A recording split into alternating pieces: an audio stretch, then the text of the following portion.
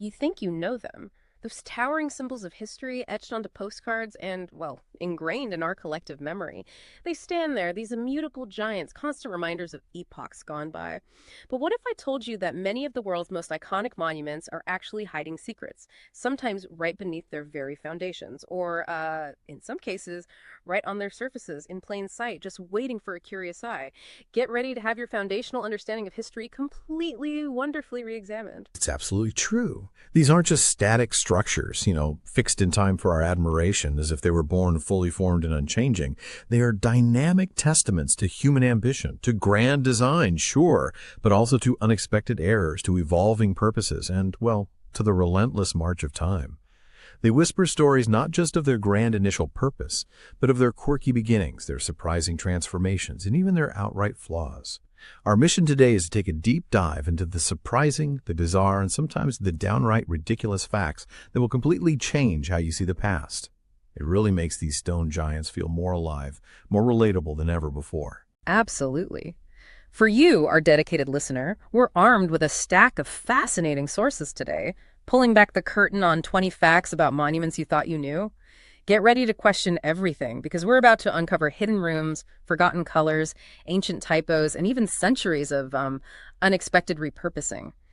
You might just find your historically curious mind alight with new connections. Imagine the Great Pyramid, for example, not as a drab, sandy brown behemoth, but as a gleaming, mirror-like beacon reflecting the desert sun for miles. Exactly.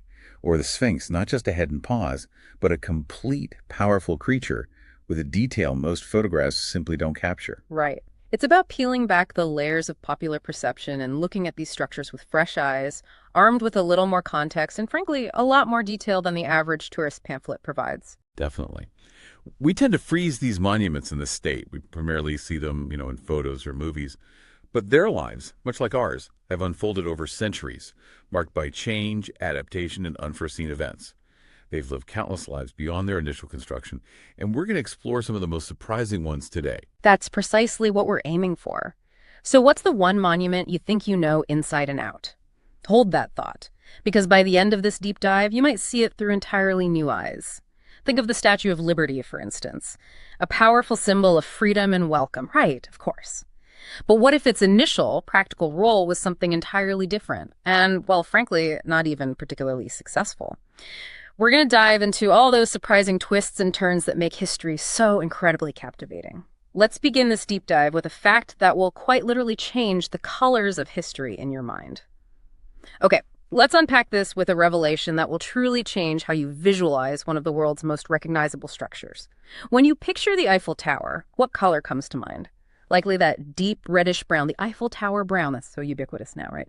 Or maybe a somber gray from old photographs. That's the standard image, absolutely. Stoic, industrial, brown or gray. But what if I told you that its original appearance was anything but?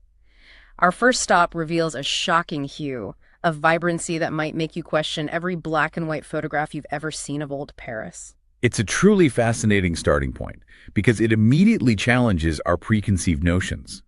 We often assume these grand structures of the past have always looked as they do now, sort of weathered by time into a stoic, monochromatic palette. You're absolutely right. So get this.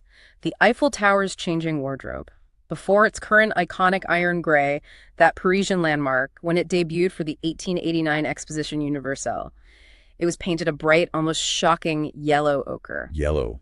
Can you even imagine? I know, a dazzling sun-kissed yellow tower gleaming against the Parisian sky at its debut. And that wasn't its only other shade. It's also seen a reddish brown and various shades of brown and yellow over its lifetime. It's not a static monument. It's a living canvas that gets a fresh, colossal 60 tons of it every 7 years. 60 tons. Yeah. That's unbelievable. It is, and this isn't just about aesthetics. It's a monumental, ongoing logistical challenge.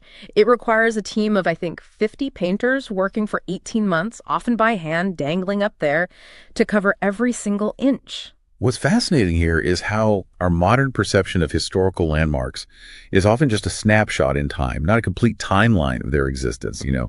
The choice of that vibrant yellow for the tower's debut wasn't just aesthetic, like you said. It reflected the industrial palette of the era, the kind of bold, utilitarian colors that were common in the steel and iron structures of the late 19th century. It represented progress, modernity, a bright new dawn in engineering. It was meant to be seen, to stand out. A real statement piece. Exactly. Yeah. And the constant repainting, a tradition since its inception, underscores the monumental effort required for preservation, even for something seemingly permanent. It's a continuous, enormous undertaking just to maintain its structural integrity against rust, let alone its appearance. It's a testament to continuous human intervention needed to preserve our symbols. I mean, truly, can you imagine seeing it gleaming yellow against the Parisian sky? It absolutely transforms your mental image of late 19th century Paris. It would have been a beacon of modernity, a bold statement, rather than the more subdued, elegant gray or brown we associate with it today. And thinking about that effort, 60 tons of paint every 7 years, that's like a small mountain of color. It really makes you appreciate the continuous effort behind these seemingly eternal structures. It's not just there, it's actively kept there. Precisely. The labor involved is just immense. So here's a thought for you listening. If you could pick one historical monument to repaint in a surprising, maybe historically accurate, or even a completely fantastical color, what would it be and why? What monument would truly shock everyone with a new, vibrant hue? Send us your thoughts. That's a wonderful question, because it forces us to reconsider the visual impact and the messaging inherent in color choice. Now, moving from a monument that receives a deliberate static coat of paint to one that seems to breathe and shift with the very light of the day. Let's turn our gaze to Asia. Here's where it gets really interesting. The Taj Mahal's living canvas. We generally think of it as pure, pristine white, right? A timeless emblem of grief and beauty. Absolutely. That perfect white marble. But our sources tell us the white Makrana marble of the Taj Mahal isn't static at all. It appears to change color depending on the time of day and the quality of light.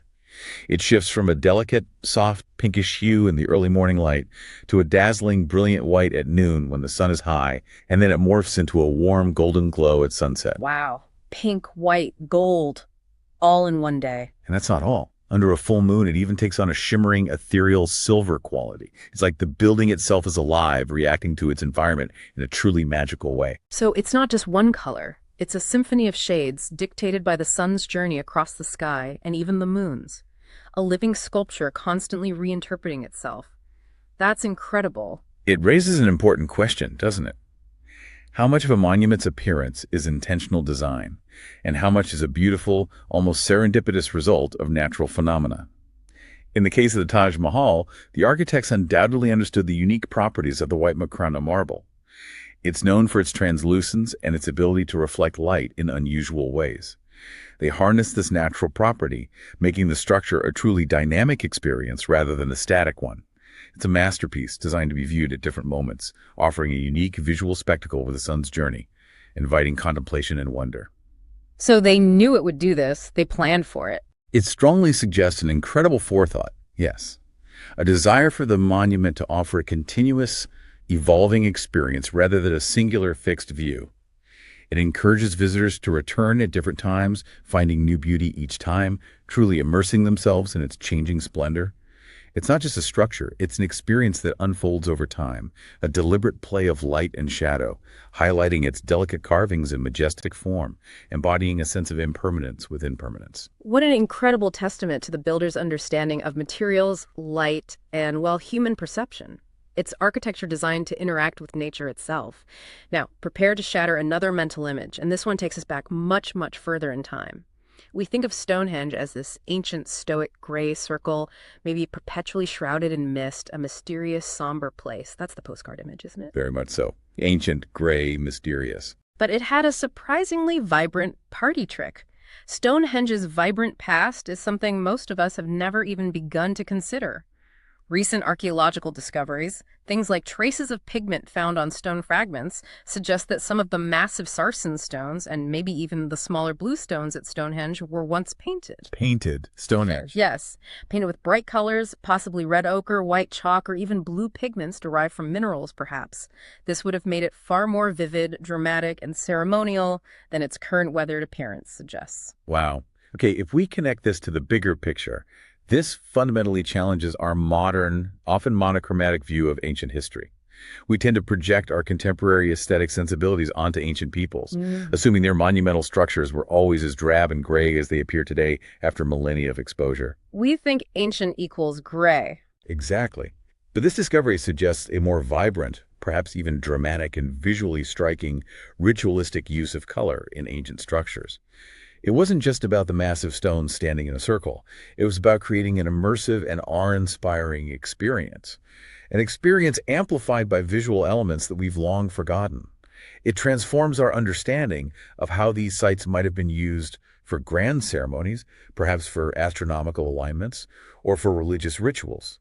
It suggests creating a truly sensory environment for the ancients, a place of vibrant ritual and powerful visual cues, making the massive sarsen stones and blue stones even more impactful. Imagine the sheer labor involved, too. Applying and maintaining these pigments on such colossal stones. It must have been incredibly important to them. It speaks volumes about the importance of visual impact and symbolic representation in their rituals and belief systems. Imagine the sun rising or setting over those chalk-white, red-painted, or even blue-tinged sarsen stones, glinting in the dawn or dusk light. It would have been a truly arresting sight, wouldn't it? A sacred space brought to life with color, designed to evoke awe and wonder in a profound way, almost certainly for specific astronomical or seasonal events.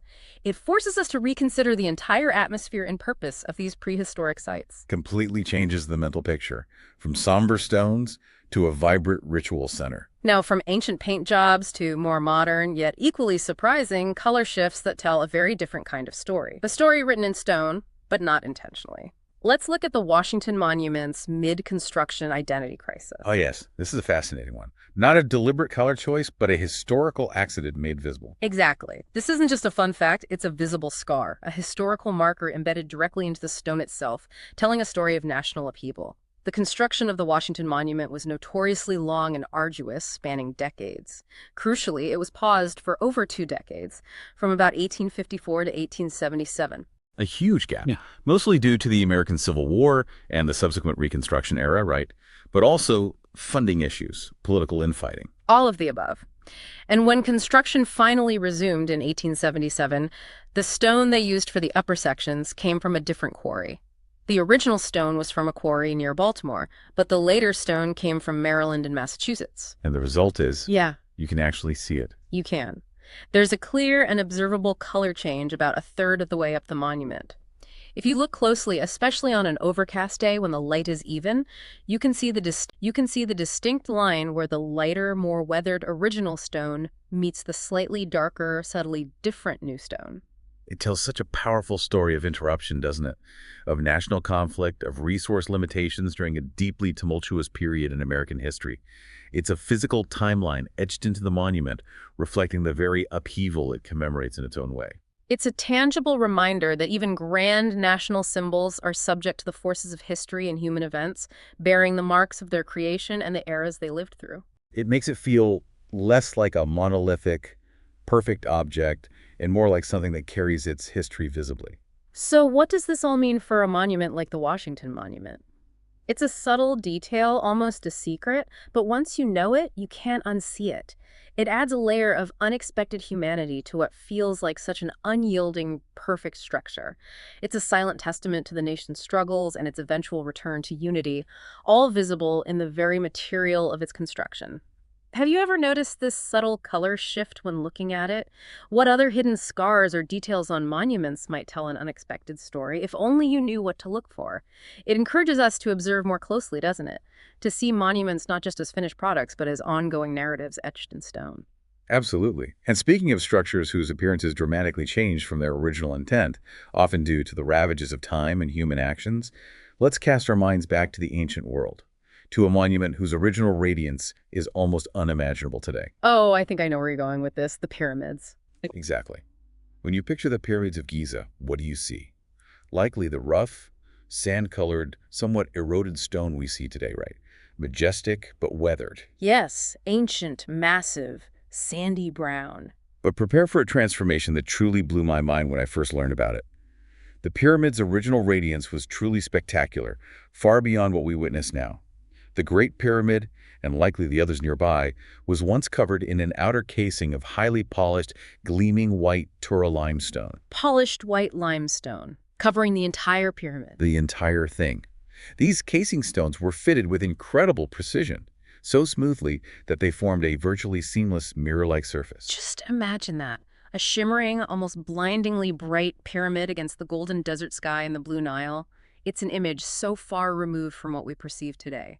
It challenges our entire visual library of ancient Egypt. It turns a rugged, sand-colored icon into a dazzling, almost futuristic beacon. That's an astonishing transformation. So what happened to these casing stones? Why don't we see them today? Time and human activity. This raises an important question about their impact on historical sites, and how our modern perception is often a degraded version of the original. The original intent of the pharaohs and their architects was clearly to create something awe-inspiring, not just by its immense scale rising to nearly 500 feet, but by its sheer luminosity. These highly reflective casing stones would have made the pyramids shine like colossal diamonds under the sun, visible for many miles across the Nile Delta, perhaps even from ships on the Mediterranean. Like a giant lighthouse, almost. In a way, yes. A beacon of power and divinity. The loss of these casing stones occurred primarily due to a powerful earthquake in the 14th century, which loosened many of them, and then subsequently large-scale looting took place. People took the conveniently cut high-quality limestone blocks for building materials, particularly for mosques and fortresses in nearby Cairo. So they were recycled, essentially. They were. And this dramatically alters the visual experience for us today. But understanding their original state helps us appreciate the sophistication of ancient Egyptian engineering, their mastery of stonework, and their profound understanding of aesthetics. It speaks to a different kind of monumentality, one that radiated power, divine connection, and perhaps even served as a literal beacon through its brilliant exterior, a shining mountain in the desert. Imagine the effect that would have had on those approaching from miles away, a gleaming mountain, almost celestial in its appearance. It would have amplified the reverence and wonder the builders intended, emphasizing the divine connection of the pharaohs buried within. It was designed to be not just seen, but felt as a powerful, almost otherworldly presence. Precisely. A truly radiant symbol of eternal life and power. Our monuments often present a grand facade, don't they? Designed to impress and awe, sometimes even to hide what lies within or behind them. But occasionally, the real intrigue lies not in the visible splendor, but in what's hidden away. What if one of America's most recognizable faces, carved directly into a mountain, is hiding a secret room right behind it? A secret room behind Mount Rushmore. Yes, a literal vault meant to hold the nation's most precious historical treasures. It's a compelling notion, isn't it? That what we see is only part of the story, and that grand designs often encompass ambitious yet sometimes unfulfilled elements that speak volumes about the creator's ultimate vision. It's like something straight out of an adventure movie, Indiana Jones meets American history. So here's the shocker. Mount Rushmore has an unfinished secret room. Behind Abraham Lincoln's head, carved deep into the very granite rock, is a hidden chamber. This wasn't some accidental void. It was meticulously blasted and carved by Gutzon Borglum, the monument's sculptor. Borglum himself planned this. What was it for? He had a very specific, ambitious purpose. It was meant to be a hall of records. The idea was to contain U.S. history documents like the Constitution, the Declaration of Independence, and biographies of the presidents themselves, a kind of time capsule of American democracy, accessible for future generations. Oh, a library inside the mountain behind Lincoln's head. That's quite a vision. An incredible vision. Wow. But here's the twist. It was never fully completed, primarily because Borglum died in 1941 before it could be finished. And then it was compounded by budget limitations and later concerns about the structural integrity and the long-term preservation of delicate documents within the damp granite chamber. So it exists, but it's empty. Or unfinished. It's largely unfinished, just a rough-hewn chamber. However, in the late 1990s, a sort of compromise was reached. A titanium vault was placed inside the entrance of the chamber. Inside that vault are 16 porcelain enamel panels containing the text of the Declaration of Independence, the Constitution, the Bill of Rights, a biography of Borglum, and the story of the monument's creation and the presidents depicted. It's sealed, not really meant to be opened, and definitely not open to the public. So the spirit of the Hall of Records lives on, in a way, but not as Borglum originally envisioned. Exactly. What's truly fascinating here is the ambition behind the monument's design, extending beyond the visible sculpture to this concept of a historical archive embedded within the very mountain itself. If we connect this to the bigger picture, it speaks to the designer's profound desire for the monument to serve not just as a visual tribute, but as a permanent repository of national memory, a kind of geological library for future generations. It shows a profound belief in the enduring power of these documents and the idea that history should be physically enshrined for all time.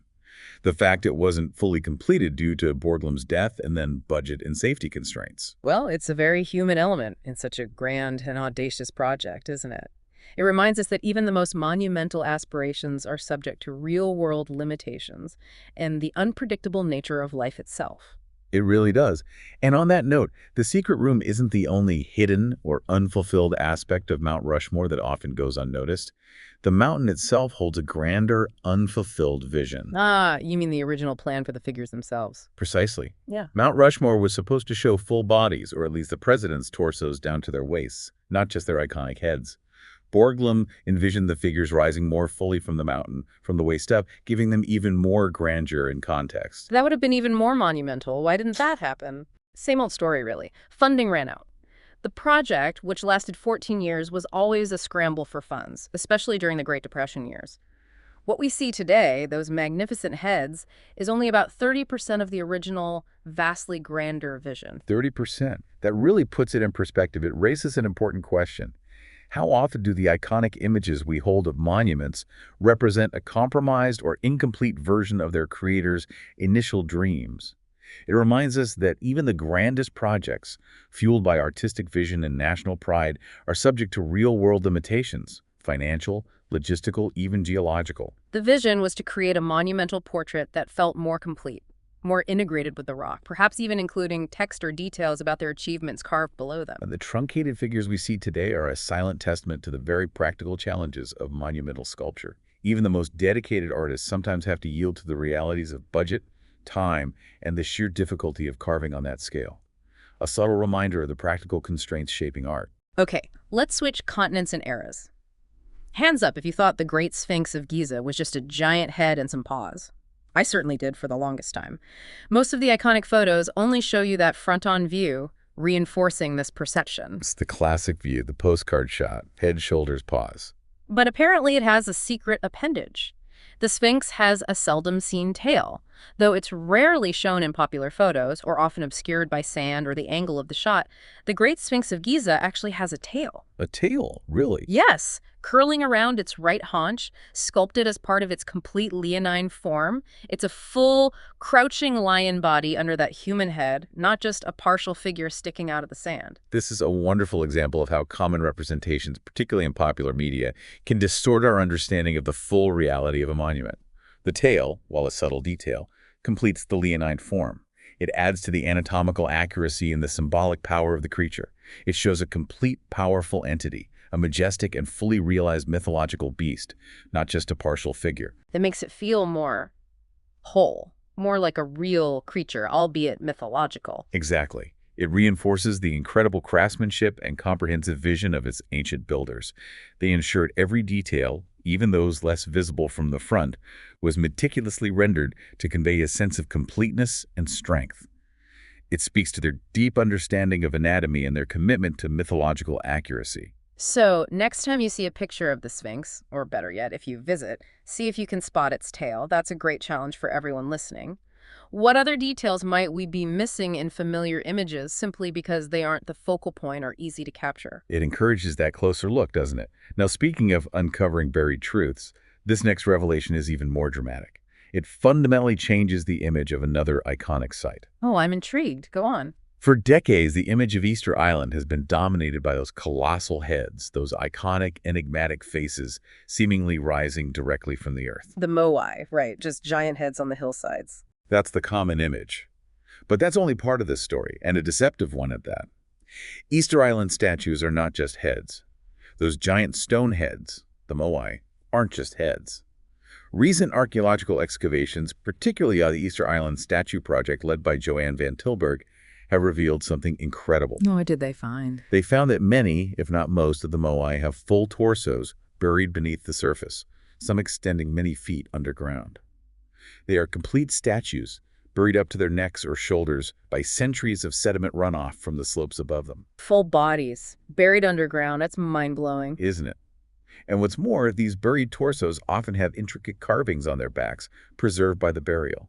These carvings often depict symbols related to the Rapa Nui culture, like rings, belts, loincloths, and the symbols sometimes interpreted as a canoe or representing ancestral tattoos. Wow, so they weren't just heads placed on the ground. They were full statues, elaborately decorated, that got buried over time. Precisely.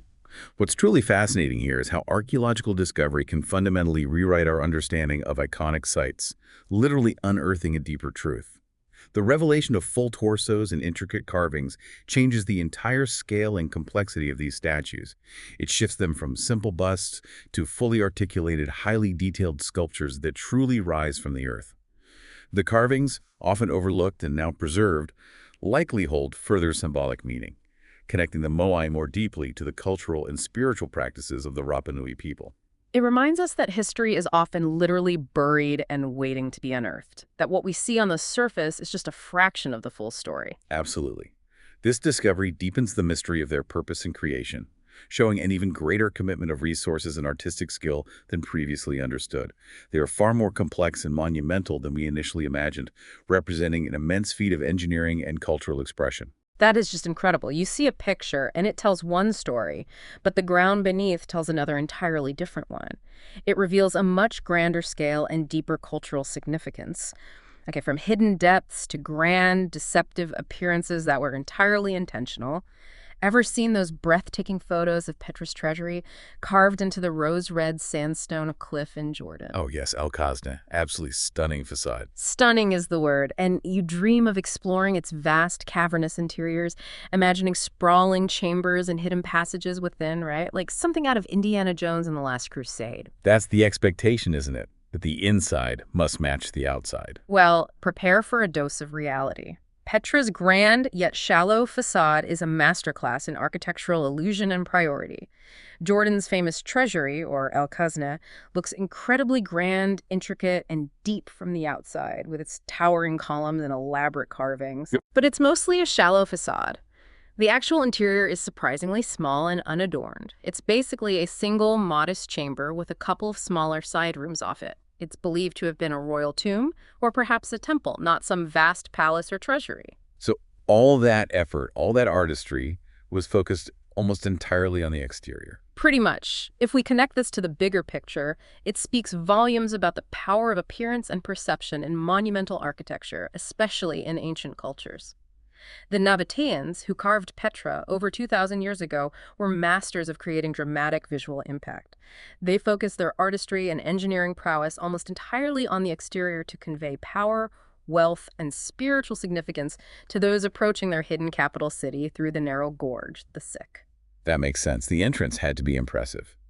The contrast between the elaborate facade and the simple interior forces us to consider the monument's true purpose.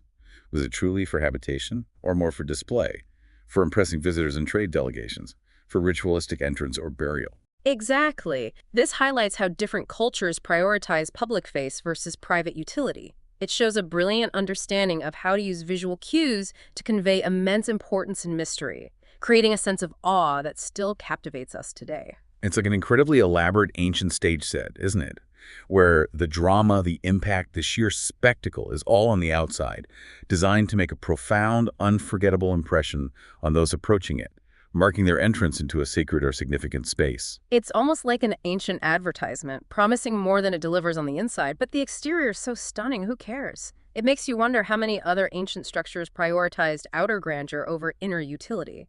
Now, from grand facades that hide simple interiors to intricate interiors where the walls themselves hold hidden meanings, encoded not in structure but in text, what if the very walls of an ancient palace were literally whispering secrets? Whispering secrets. Where are we headed now?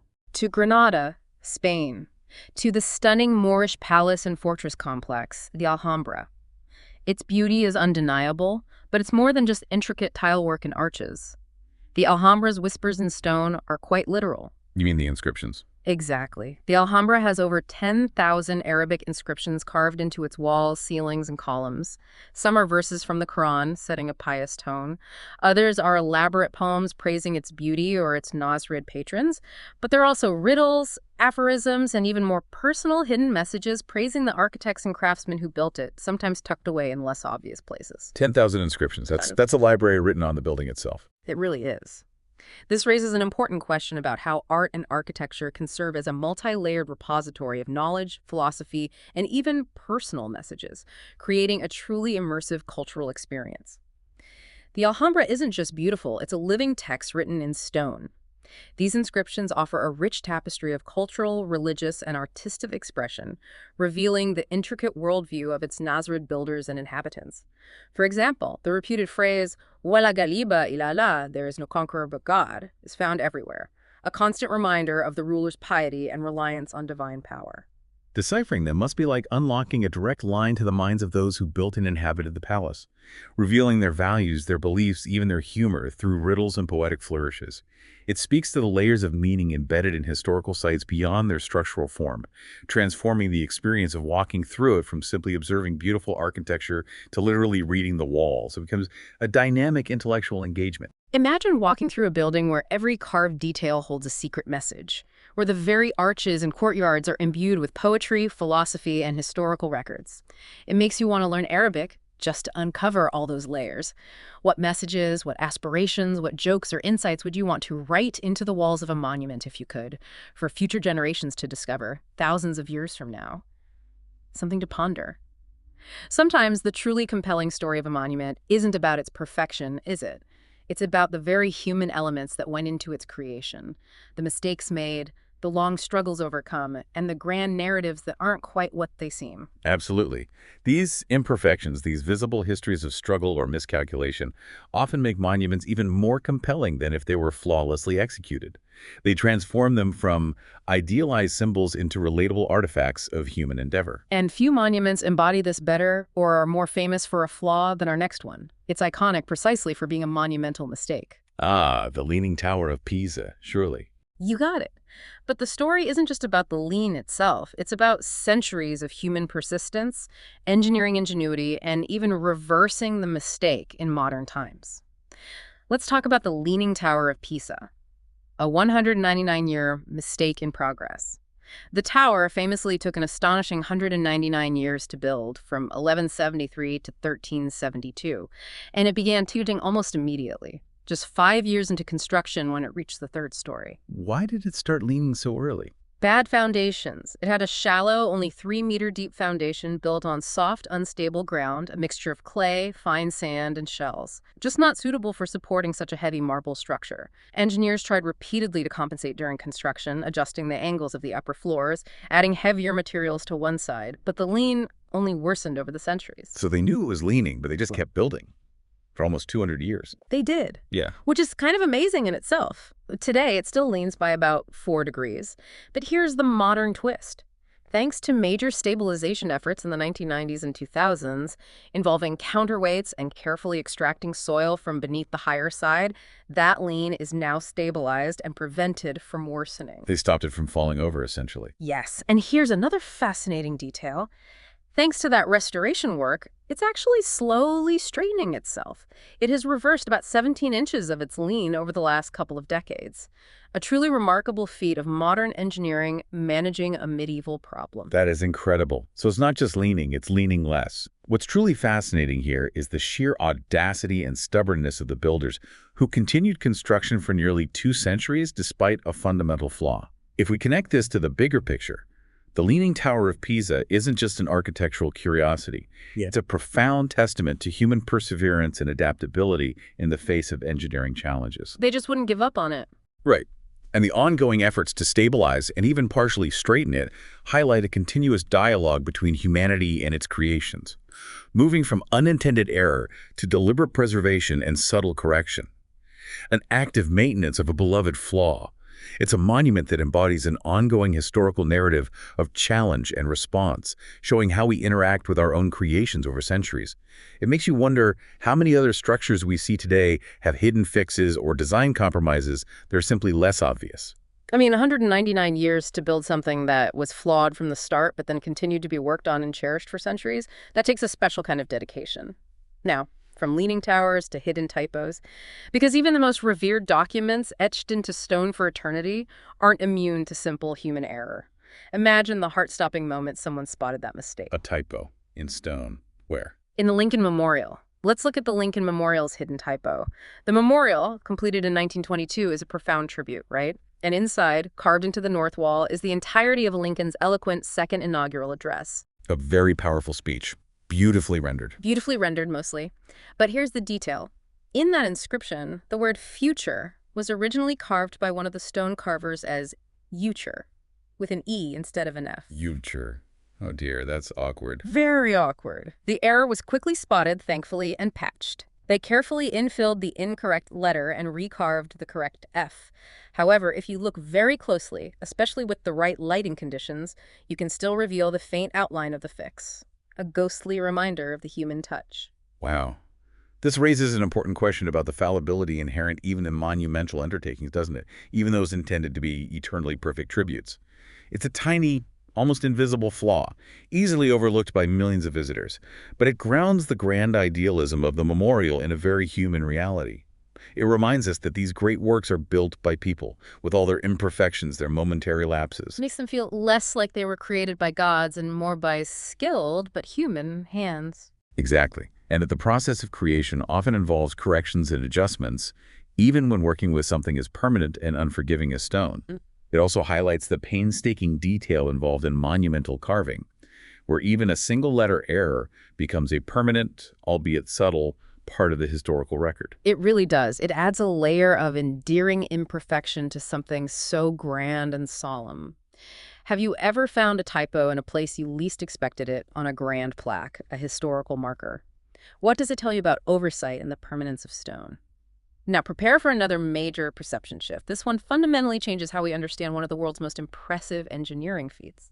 When we say Great Wall of China, what do you picture? I picture, well, the classic image. A single, unbroken wall snaking across mountains and deserts for thousands of miles. Right. A single continuous dragon built by one emperor, maybe under the Ming Dynasty, with one grand vision. Think again. Uh-oh, where am I getting it wrong? Quite a bit, potentially.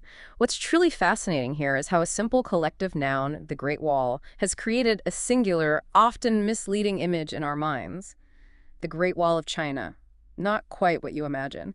Rather than one long, unbroken, unified wall, it is actually a sprawling, fragmented series of walls and fortifications built over more than 2 millennia. 2 millennia, not just one period. Nope.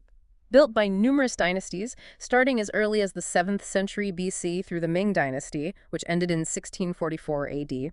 It spans, in total, including all its branches and sections, more than 13,000 miles. 13,000 miles, but in disconnected sections. Exactly. Various disconnected sections using different materials, rammed earth, stone, brick, different heights, different construction techniques. This redefines the scale and complexity. It wasn't a single unified project. It was a continuous, evolving defense strategy spanning centuries and multiple imperial dynasties, each responding to shifting geopolitical landscapes, different invasion threats, and varying priorities across vast swaths of land. So it's more like the Great Walls of China. A system, not a single object. Precisely. It's not one wall, but an entire system of fortifications, including trenches, barracks, watchtowers, fortresses, and even incorporating natural barriers like rivers and mountains. Each section tells its own unique story of a particular time, a specific threat, and a distinct building technique. Designed to protect different borders and repel different nomadic groups over huge stretches of time. That makes so much more sense historically, but it completely changes the mental image. This detail profoundly shifts the narrative, doesn't it? From a single heroic construction effort to a more nuanced, complex history of defense, adaptation, and even fragmentation across time. It truly is a network, a testament to centuries of shifting borders and defensive strategies. When you visit different sections, you're experiencing different historical periods and architectural styles, all under the same umbrella term. It's a powerful reminder that history is rarely as neat and tidy as our modern conceptualizations often make it seem, and that even the grandest narratives are composed of myriad smaller, interconnected stories. Sometimes the story of a monument isn't just about how it was built or its hidden secrets, but how its purpose dramatically changed over time. or how our understanding of its past became twisted or simply evolved into something new. It's a recurring theme, isn't it? That monuments, much like living entities, evolve in their meaning and function. Their initial roles can be quite different from the profound symbolism they come to embody for later generations. Definitely. Which brings us to a grand symbol of liberty, hope, and welcome. What if it started life with a purely practical but somewhat flawed utilitarian job? A practical job. Which monument are we talking about? The Statue of Liberty. We know her as one of the most powerful symbols of freedom, hope, welcoming immigrants. That torch held high is a beacon for millions, metaphorically at least. Metaphorically, yes, a beacon of hope. But what if its initial job was far more practical and perhaps a bit of a failure? The Statue of Liberty's brief stint as a lighthouse. She actually served as a functioning lighthouse between her dedication in 1886 and 1902. A lighthouse. Yeah. Lady Liberty. Seriously. President Grover Cleveland, at the dedication, even activated its lights himself. The torch, which originally glowed with a copper surface lit externally and later had openings cut for electric lights powered by an on-site steam plant, was intended to project a strong beam to guide ships into New York Harbor. Wow. Yeah. I never knew that. Was it effective? Not really, is the short answer. The problem was its light wasn't strong enough or focused enough to guide ships effectively. It was quite dim compared to other lighthouses, often obscured by fog, and it required constant operation by a dedicated crew living on the island. Just wasn't a very good lighthouse. So after just 16 years, it was eventually decommissioned as a lighthouse. Exactly. In 1902, the Lighthouse Board gave up on it. This raises an important question about the evolving utility and symbolism of monuments, doesn't it? And how initial intentions can sometimes fall short. It's fascinating that such an iconic figure had this brief, practical, but ultimately unsuccessful functional role. If we connect this to the bigger picture, it highlights how initial intentions for a structure can quickly give way to its more powerful, overarching symbolic meaning. The Statue of Liberty transitioned from a literal beacon designed to provide physical navigation to a metaphorical one, symbolizing enlightenment, democracy, and freedom. Showing that the true light of liberty transcended its physical wattage, you could say. It became far more profound than any practical purpose. It's a testament to how monuments acquire layers of meaning over time, becoming greater than the sum of their initial parts or functions, embodying abstract ideals that resonate across generations.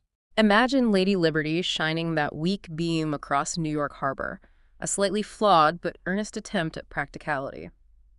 Does knowing this change how you view her iconic torch? It makes it even more poignant, doesn't it? That her initial practical purpose was a flop, but her symbolic purpose became absolutely monumental, eclipsing any engineering shortcomings. Now, from failed utility to incredible, centuries-long repurposing. Get ready for this next one.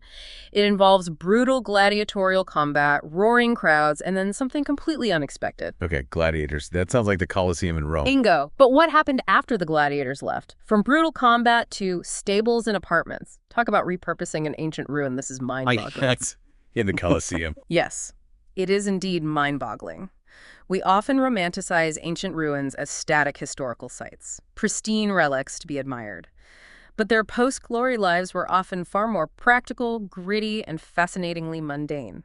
During the Middle Ages, Rome's Colosseum, a place of grand spectacles, often brutal entertainment, and imperial power, was remarkably repurposed. The Colosseum's post-gladiator life as an apartment complex, and more.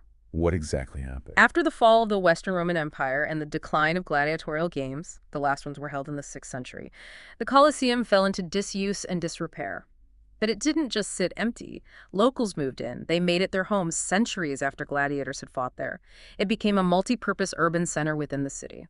It was transformed into makeshift housing, actual apartments built into the arches, workshops for artisans, stables for animals, storage facilities, and even, for a time, a cemetery was located within its grounds. The Frangipani family even fortified it and used it as a castle in the 12th century. Wow. So it wasn't just a ruin, it was a resource, a mini-city within the old arena. Exactly. From the roar of the crowds and the clash of swords to the clatter of everyday life, cooking fires, livestock, the hum of medieval trades, the transformation is just immense, a truly stunning testament to human adaptability and pragmatism. It truly changes your perception of the Colosseum from a pristine ruin to a living, breathing, albeit repurposed, part of medieval Rome. It's absolutely mind-boggling to imagine families making their homes in those ancient ways. What's truly fascinating here is the sheer pragmatism of survival. One of the world's grandest arenas transformed into a living, breathing part of medieval Rome. It was a vast quarry of ready-made building materials. Too much of its marble and stone was carted off to build other structures in Rome. But it was also a massive, readily available structure whose stone and spaces could be utilized by a population seeking shelter and livelihoods in a vastly changed world. This shift reflects a profound change in society, doesn't it? Where the grand spectacles of the Roman Empire gave way to the mundane realities of everyday life in a post-imperial, often resource-scarce era. It offers a unique glimpse into the continuity of human habitation and adaptation within ancient structures, showing that monuments aren't just preserved, they're often lived in, dismantled, and transformed by subsequent generations, becoming organic parts of the urban fabric. Imagine living in a space where gladiators once fought. What stories would those walls, those very stones, tell if they could speak to the generations who made it their home? How would that reshape your understanding of history? Just incredible. A true testament to human ingenuity and survival. And speaking of things that aren't quite what they seem, or whose names are commonly misunderstood, prepare to have a fundamental misconception corrected, one that millions of people around the world hold. You've heard the name Big Ben 1,000 times, right? And you probably picture the whole iconic clock tower soaring over the Houses of Parliament in London. That's exactly what I picture. The clock face, the tower, Big Ben. But do you really know what it refers to? It's not the clock at all, or the tower. Wait, what? Big Ben isn't the clock tower? Nope. This is a classic example of how popular usage can... It's the bell, not the clock. Most people think Big Ben refers to the famous clock and its tower. In truth, Big Ben is the long-standing nickname of the massive 13.5-ton Great Bell inside the clock tower, the one which strikes the hours with that famous bong. So Big Ben is the bell's name. What's the tower called then? The clock tower itself, completed in 1859, was originally known simply as the Clock Tower. Pretty straightforward. But in 2012, it was officially renamed the Elizabeth Tower to honor Queen Elizabeth II's Diamond Jubilee. Elizabeth Tower, okay. And the nickname Big Ben came from? It most likely originated from Sir Benjamin Hall, who was the first commissioner of works at the time of the bell's installation. So Big Ben was likely a nickname for him, transferred to the bell he oversaw. It speaks to the power of nicknames, doesn't it?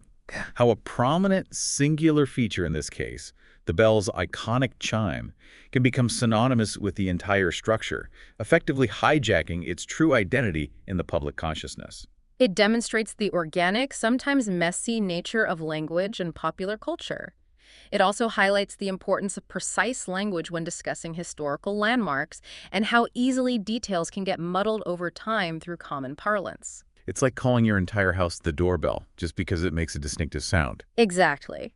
It's a great example of how a popular nickname can totally overshadow the official name and the actual parts of a monument.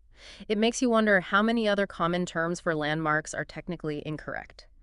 Now, from well-known landmarks with secret names to those that were truly lost to time and then dramatically rediscovered, in a world mapped, explored, and often conquered, imagine a grand city, a magnificent lost civilization, simply vanishing from outside knowledge for centuries. Vanishing. Like Atlantis. Almost. But this one was real and it was found. Imagine it reappearing by chance. It's a truly compelling narrative of serendipitous rediscovery and remarkable preservation.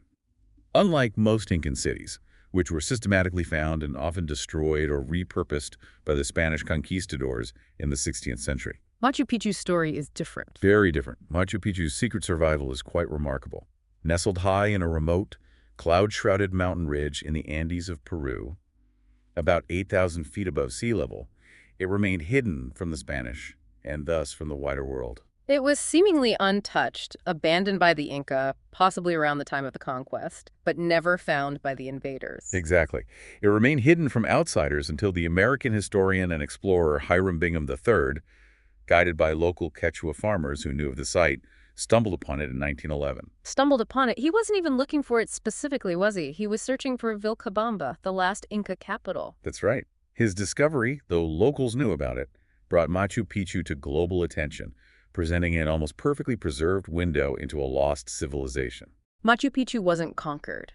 It was lost and then dramatically found by the outside world. The very fact that it wasn't discovered by the Spanish makes its story so unique and its preservation so incredible. It offers an unparalleled, pristine window into Incan civilization, frozen in time. It gives us a rare glimpse into how the Inca lived, built, and organized their society without the overlay of colonial destruction. This raises an important question about the fragility of historical knowledge and the sheer serendipity of discovery.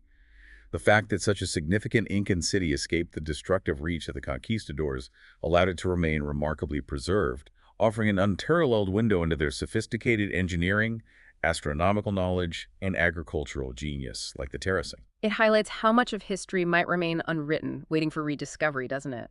How cultural sites can be both literally and metaphorically buried, existing outside the dominant historical narrative until someone happens upon them. Its survival is a testament to its remote and challenging location, high in the Andes, difficult to reach even today.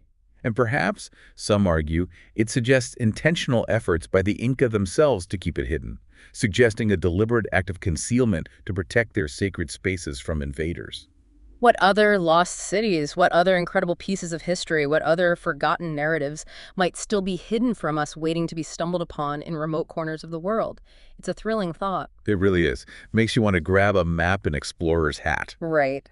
And finally, let's circle back to Easter Island for one more paradigm shift, one that alters the very purpose we commonly ascribe to its iconic statues. We've all pictured them, those mysterious Moai statues gazing out at the vast Pacific, right? Enigmatic sentinels of the sea, perhaps watching for incoming travelers or even protecting the island from the ocean itself. This is the common perception, isn't it? That's certainly the image I had for a long time, facing outwards, towards the horizon. But their true purpose, and their true gaze, was much more intimate, more grounded in their community. It's another case where the common assumption is wrong. What's fascinating here is how a simple misinterpretation of direction, based perhaps on our modern assumptions of what a coastal monument should do, can fundamentally alter our understanding of a monument's purpose and the culture that created it. Contrary to common belief, the Moai statue's true gaze is not outward to the ocean. Not outward. Where do they face then? The vast majority of the completed and erected Moai, the ones standing on the ceremonial platforms called ahu along the coastlines, and inland actually face inland. Their backs are to the sea. They face the island, towards the villages. Exactly. They were strategically positioned on their ahu to face inwards, to watch over the villages and settlements of the Rapa Nui people. This positioning symbolized ancestral protection. They were seen as embodying the spirits of venerated ancestors, a watchful, benevolent presence over their living descendants, their homes, and their agricultural lands. Wow. Okay, this totally changes the energy and meaning of those statues, doesn't it? From outward-looking symbols of isolation or warning to the sea, they transform into inward-looking protectors of community. It shifts their entire meaning from something external and maybe mysterious to something deeply internal and communal, rooted in veneration for their ancestors. It makes them feel less alien and more directly connected to the human experience of the Rapa Nui people. Embodying a profound sense of continuity between past and present, protectors looking over their people, that makes so much more sense culturally. Knowing they face inland transforms them from enigmatic figures staring at the sea to guardians of community. It speaks to a deep connection to ancestral veneration and the well-being of the living population. It reinforces the idea of the Moai as integral parts of society, guardians rather than just mysterious figures. It grounds their mystery in a very human, protective intent, emphasizing their role in the daily lives and spiritual beliefs of the Rapa Nui. Serving as a constant reminder of the presence and power of their ancestors, providing comfort and a tangible link to their heritage. What other historical assumptions might be flipped by a single detail like that, forcing us to reevaluate our entire understanding, perhaps even in your own local history? It's a great final point to consider. It underscores the profound spiritual connection between the living and their ancestors, and how these monuments were integral to their societal structure and sense of security, a completely different feeling than just staring out to sea. Wow, what an incredible journey we've had today. From the surprising bright yellow of the Eiffel Tower and the shimmering radiance of the ancient pyramids, to the hidden secret rooms behind Lincoln's Head and the complete tail-sporting Sphinx. And painted Stonehenges, can't forget that. Plus typo-ridden memorials and walls in the Alhambra that whisper ancient riddles and poetry. We've seen how the Colosseum became a bustling medieval apartment complex, and how Big Ben is actually a bell, not a clock. I'll never think of it the same way again. Me neither. And the incredible story of Machu Picchu's hidden survival, alongside the true, protective inward gaze of Easter Island's Moai. It's clear that the monuments we think we know best are still full of surprises, aren't they? Waiting for us to look a little closer, a little deeper, and question our assumptions. Indeed. This deep dive shows us that history isn't just a collection of fixed facts, etched in stone and unchanging. It's a continuous process of discovery and reinterpretation. These iconic structures aren't just stone and mortar, they are living narratives, constantly revealing new layers of meaning, human ingenuity, and sometimes, yes, even human error. They challenge us to look closer, to question our assumptions, and to appreciate the rich, often untold stories embedded within them. They are dynamic testaments to the human experience across millennia. Full of unexpected twists and turns, just like life itself, inviting us to see beyond the familiar image. So what does this all mean for your next encounter with a historical landmark, whether it's a world-famous monument or a humble local statue? My challenge to you, our listener, is simple. Don't just admire the surface. Don't take what you see at face value or what you've always been told. Look for the hidden details, for the subtle color shifts, for the architectural scars, for the unexpected turns in their life stories. Ask why things are the way they are. Consider the stories they don't immediately tell, the purposes they once served, or the secrets they still hold. Because every monument has secrets waiting to be uncovered. And your curiosity fuels our journey into the past. What new questions are buzzing in your mind after this deep dive about the history that surrounds you every day? Keep questioning, keep exploring, and keep marveling at history. There's always more to learn, and another surprising fact waiting just around the corner, often hidden in plain sight, just waiting for a curious mind to uncover it.